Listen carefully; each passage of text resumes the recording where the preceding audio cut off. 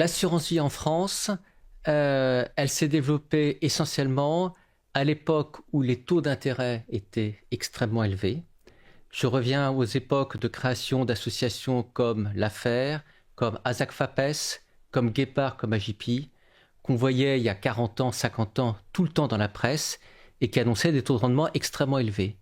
Donc pour le français, l'assurance vie, c'est d'abord le fonds en euros. Le fonds en euros, c'est du jargon d'assureur. Concrètement, le français a compris que le fonds en euros, c'était de l'épargne qui ne pouvait que s'accroître de jour en jour. Voilà, donc pas de risque de perte dessus, et également avec des rendements qui étaient plutôt sympathiques. Et comme la France a connu jusqu'il y a quelques années une période de baisse des taux extrêmement importante, pour le fonds en euros c'était fabuleux, parce qu'on achetait aujourd'hui des obligations à taux élevé qui allaient apporter quelques années après un rendement supérieur à l'inflation. Donc les fonds en euros pendant 40 ans ont délivré des rendements extrêmement intéressants, avec quelque chose de très atypique, c'est de l'épargne complètement sécurisée, qui net de frais rapportait plus que l'inflation.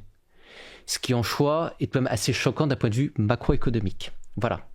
L'assurance vie après ça s'est élargie avec tous les contrats multi-supports. À l'époque, c'est Abeille, qui est redevenu Abeille, qui avait lancé ces premiers contrats-là. Aujourd'hui, l'assurance vie, donc maintenant, c'est beaucoup plus d'unités de compte. Elle s'est ouverte également au plan d'épargne retraite individuel. Derrière tout ça, il y a beaucoup d'avantages fiscaux et c'est évident que ce qui draine de l'épargne sur l'assurance vie, c'est beaucoup les avantages fiscaux. Il y a l'avantage successoral, possibilité de transmettre à ses enfants 152 000 euros, 500 d'épargne nette de tout droit de succession via l'assurance vie. Voilà. Autre atout fiscal. Pas seulement les enfants ? Oui, tout à fait, à toute personne, tout à fait.